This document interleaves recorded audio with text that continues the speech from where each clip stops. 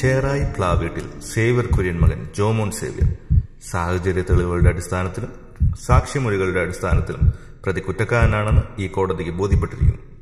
സ്വന്തം സഹോദരിയെ ലൈംഗികമായി പീഡിപ്പിച്ച് കൊലപ്പെടുത്തിയതാണ് പ്രതിക്കെതിരെ ആരോപിക്കപ്പെട്ടത്. ആയതിനാൽ പ്രതിയുടെ പ്രായം, വിദ്യാർത്ഥി എന്നിവ കണക്കിലെടുത്ത് പ്രതിയെ 9 വർഷം കഠിന തടവിന് ഈ കോടതി ശിക്ഷ വിധിക്കുന്നു.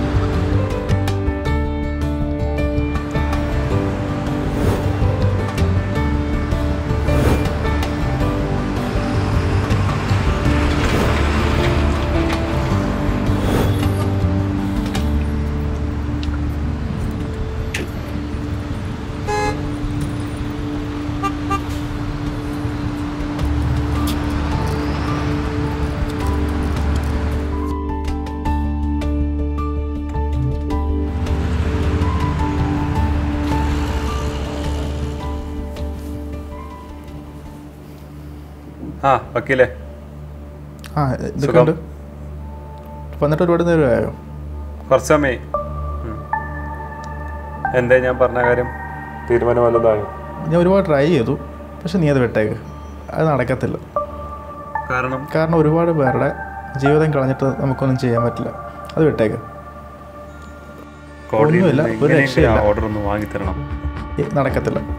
അപ്പോൾ ദിവസം അതിനെക്കുറിച്ച് പറഞ്ഞുകൊണ്ടിരിക്കുക. എന്തൊക്കെയാന്ന് പറഞ്ഞാലും ഇനി അത് നടക്കത്തില്ല. എന്ന് പറഞ്ഞാൽ നടക്കത്തില്ല. ഒരുപാട് പേരുടെ ജീവിതം കളഞ്ഞിട്ട് നമുക്ക് ഇതിനകത്തൊന്നും ചെയ്യാനില്ല.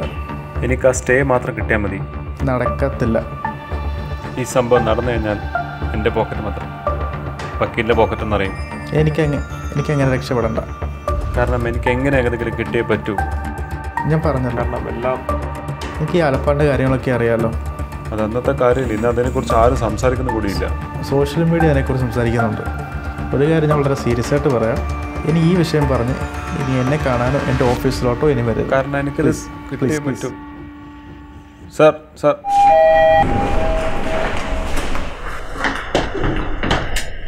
എന്താണ് വക്കീലെ വിശേഷങ്ങളൊക്കെ? എന്തൊക്കെയുണ്ട് വിശേഷം? നല്ല തന്നെ. പുറത്ത് പോയതാ? കേസ് കാര്യങ്ങളൊക്കെ വളരെ നന്നായിട്ട്. അതെ. ആലപ്പാട് വിഷയമൊക്കെ എന്തായി? ആലപ്പാട് വിഷയമൊക്കെ അറിയാലോ. ഇവിടെ സോഷ്യൽ മീഡിയയിൽ ന്യൂസ് പേപ്പറിലൊക്കെ വായിച്ചിട്ടുണ്ട്. സോഷ്യൽ മീഡിയ മൊത്തത്തിലൊക്കെ എടുത്തിരിക്കും. പിന്നെ നമുക്കൊക്കെ ചെയ്യുന്നതിന് ഒരു ലിമിറ്റേഷൻസ് ഉണ്ട്. പിന്നെ കാശുള്ളൊരു അതിനനുസരിച്ചൊക്കെ. അതെ അതെ, നമ്മൾ സോഷ്യൽ മീഡിയയിലെ കുറെ കാര്യങ്ങളൊക്കെ അറിയാറുണ്ട്. അങ്ങനെയാണ് നമ്മൾ അറിയുന്നത് തന്നെ. അതെ, ഇങ്ങനെയൊക്കെയാണ് കാര്യങ്ങൾ.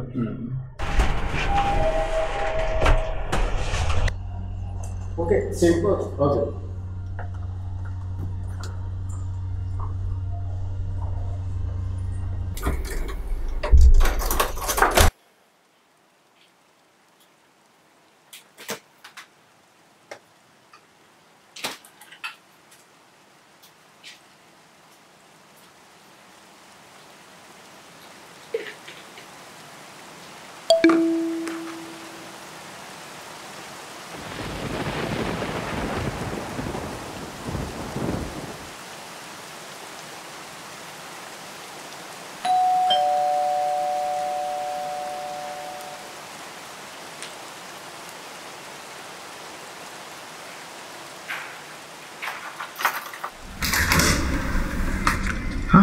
ജോമോനെ, നീ വലിയ വീടൊക്കെ കണ്ടിടുവേ.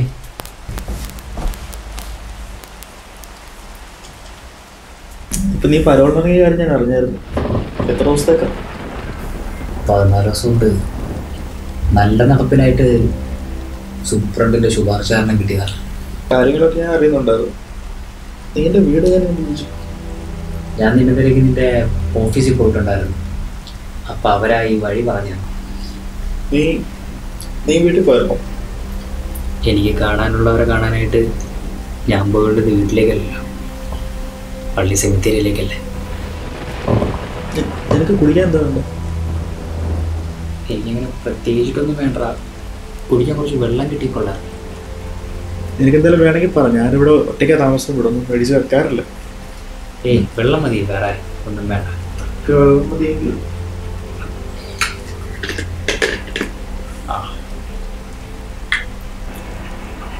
ഇത് പതിവില്ലാതെ നല്ല മഴയാണല്ലോ.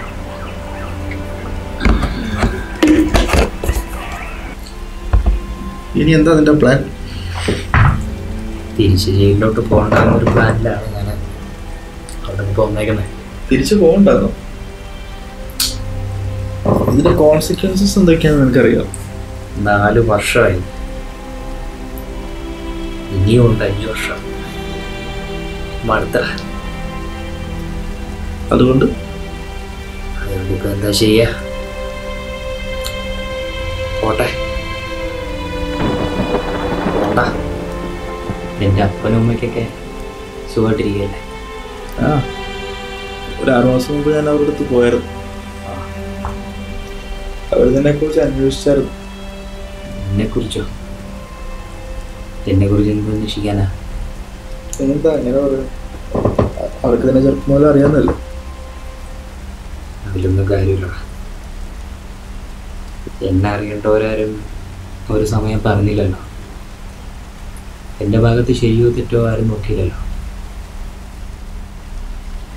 അവരുടെ കുറ്റമല്ലായിരിക്കാം.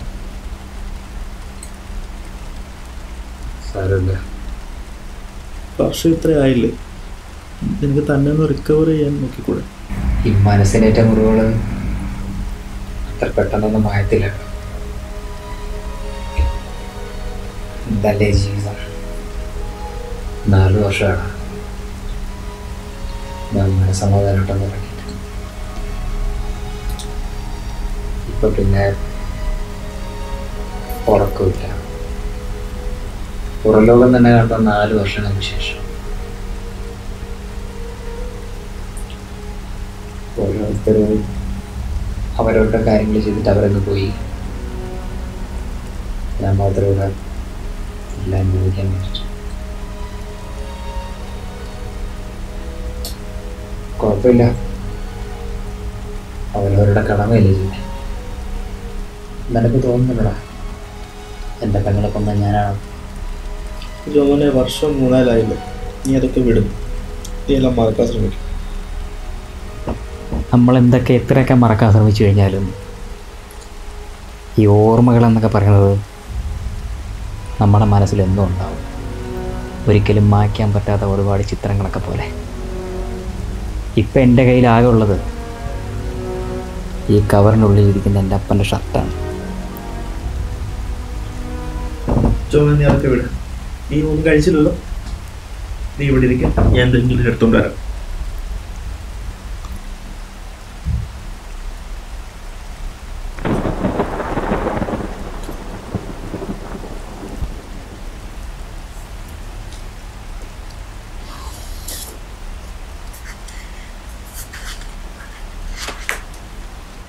എൻ്റെ പെങ്ങൾ എങ്ങനെയാണ് കിട്ടുന്നതെന്ന് നിനക്കറിയാമോ ക്രിസ്സേ? ഞാൻ 9ാം ക്ലാസ് പഠിക്കുമ്പോഴാണ്. അമ്മച്ചിക്ക് 44 വയസ്സോളം. ആ പ്രായത്തിലൊക്കെ ഒരാൾ പ്രസവിക്കുക എന്നൊക്കെ പറഞ്ഞു കഴിഞ്ഞാൽ എല്ലാവരും പറയുന്നത് എന്താണെന്നറിയാം? വേണ്ട, ആരോഗ്യത്തിന് പ്രശ്നമാണ്, ചിലപ്പോൾ ഇല്ലാണ്ടായിപ്പോയി. പക്ഷെ എൻ്റെ അമ്മച്ചി ഉണ്ടല്ലോ, അമ്മച്ചി അന്നേ പറഞ്ഞായിരുന്നു കർത്താവ് തന്ന മാലാഖയാണ്, നേരത്തെ പെൺകുട്ടിയാണെന്നൊക്കെ മുമ്പേ നിശ്ചയിച്ചു. ഇല്ല, ഞാൻ പോലും പറഞ്ഞു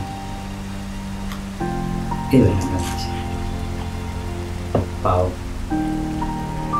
അങ്ങനെയാ കുഞ്ഞുമണം നമുക്ക് കിട്ടുന്നത്. അവളുടെ ജീവിതത്തിൽ വന്നതിന് ശേഷം എൻ്റേതായിട്ടൊരാഗ്രഹം എനിക്ക് ഇന്നുവരെ ഉണ്ടായിട്ടില്ലായിരുന്നതാണ്. 9ാം ക്ലാസ് നിർത്തിയതാണ് ജോമോൻ്റെ ആഗ്രഹം അവസാനം. പിന്നെ എൻ്റെ പെങ്ങളായിരുന്നു എനിക്ക് വലുത്. അവരുടെ ആഗ്രഹങ്ങളായിരുന്നു എനിക്ക് ഏറ്റവും വലുത്. പഠിക്കണം, നല്ലൊരു ജോലിയൊക്കെ വാങ്ങിക്കൊടുക്കണം. എൻ്റെ അപ്പൻ എന്നെ വക്കീലാക്കാൻ ആഗ്രഹിച്ച പോലെ എൻ്റെ പെങ്ങളൊരു ഡോക്ടറാക്കാനായിരുന്നു എൻ്റെ ആഗ്രഹം. പക്ഷെ എൻ്റെ ആഗ്രഹങ്ങളെല്ലാം ഒരു പാടവരമ്പത്തെ ചെളിയിൽ പൂണ്ട് കിടക്കുന്ന എൻ്റെ പെങ്ങളിലാണ് ഞാൻ അവസാനം കണ്ടത്.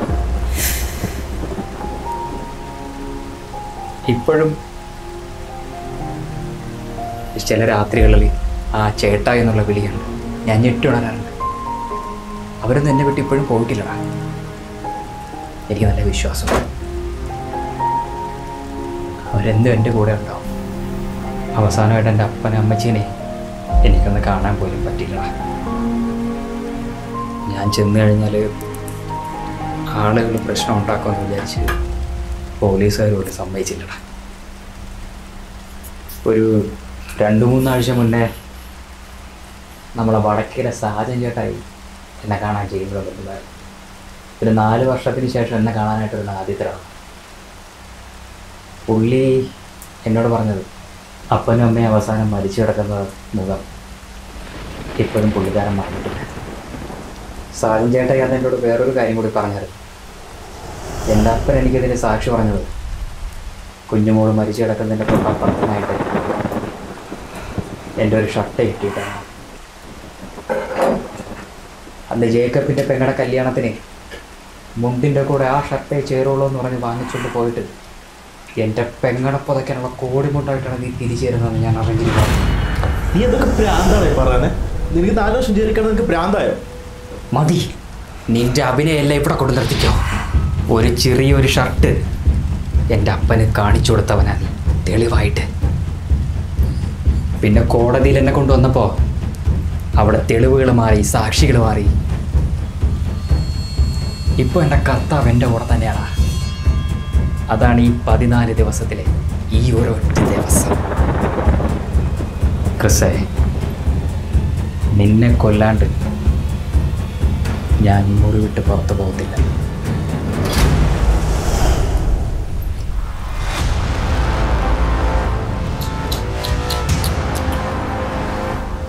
നീ എന്തോ ജോമോൻ എന്നെ കുറിച്ച് വിചാരിച്ചത്? നീ എന്തോ ധൈര്യത്തിലാണ് നീ എൻ്റെ വീട്ടിൽ കയറി വന്ന് നീ എന്നോട് ഇങ്ങനെ സംസാരിക്കുന്നത്? നിനക്ക് വർഷങ്ങളായിട്ട് നിനക്ക് എന്നെ അറിയാമല്ലോ. എന്നിട്ട് നീ എന്ത് ധൈര്യത്തിലാണ് നീ ഇങ്ങോട്ട് കയറി വന്നത്?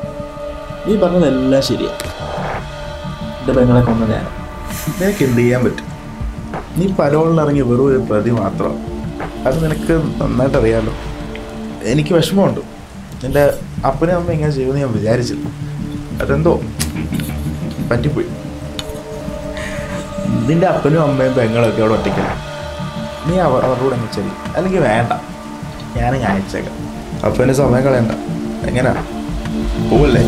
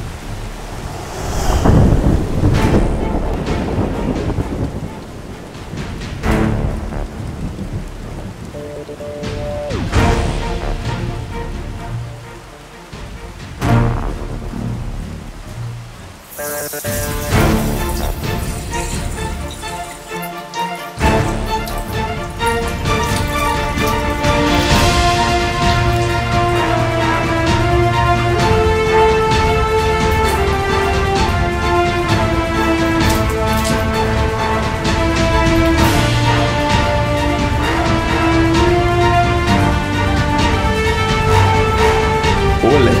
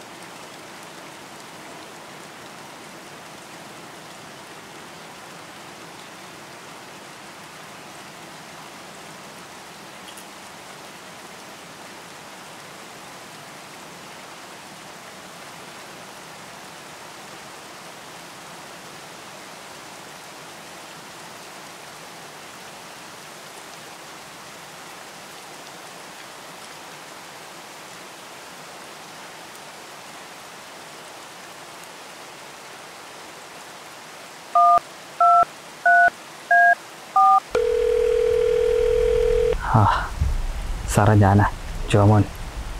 ജോമോനെ പറടോ, എന്തൊക്കെയുണ്ട്? സാറേ എൻ്റെ പെങ്ങളെ കൊന്നവനെ ഞാനങ്ങ് കൊന്നിട്ടുണ്ട്. താൻ എന്തൊക്കെയാണ് പറയുന്നത്? സാറ് പറഞ്ഞ വാക്ക് എനിക്ക് പാലിക്കാൻ പറ്റിയിട്ടില്ല. ഞാൻ ഈ ഫോണിലോട്ട് എന്താ പറയുക?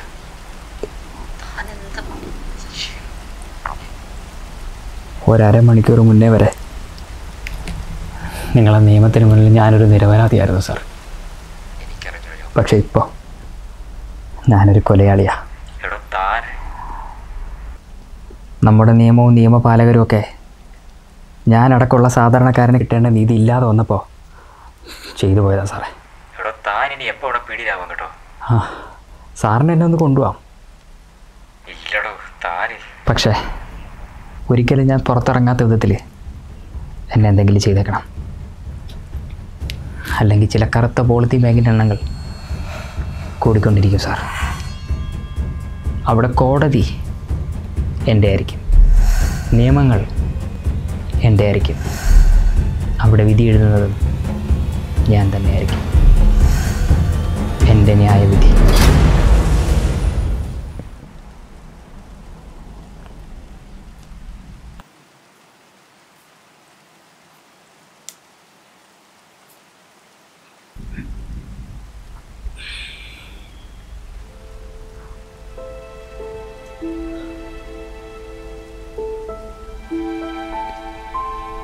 എൻ്റെ മോള് അപ്പൻ്റെ അമ്മേരെ വിഷമിക്കല്ലേ, അവരെ കൈവിട്ടങ്ങോട്ട് പോകരുത്. ചേട്ടാ ഇപ്പോഴും അങ്ങോട്ട് വരത്തില്ല. ചേട്ടായിക്ക് കുറച്ച് കാര്യങ്ങളോട് ചെയ്യാനായിട്ടുണ്ട്. ചേട്ടായി പോലൊരു 1000 ചേട്ടായിമാർ എല്ലാ കുഞ്ഞുമക്കൾക്കും കാവലായിട്ട് വരുമ്പോൾ ചേട്ടായി അങ്ങ് വരും. എൻ്റെ കുഞ്ഞ് അപ്പൻ്റെ അമ്മയുടെ അടുത്തും തന്നെ നിൽക്കണം കേട്ടോ, എങ്ങും പോവല്ലേ.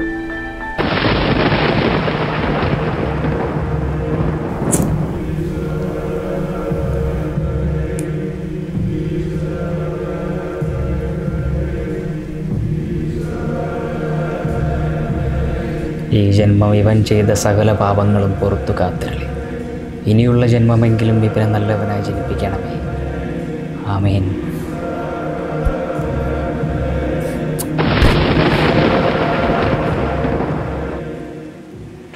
സാറേ, ആ ക്രിസ്ത്യ വധക്കേസിന്റെ പ്രതിയുടെ ഫോട്ടോസും ഡീറ്റെയിൽസും വെച്ചിട്ടുണ്ട്. സാറൊന്ന് ചെക്ക് ചെയ്യും.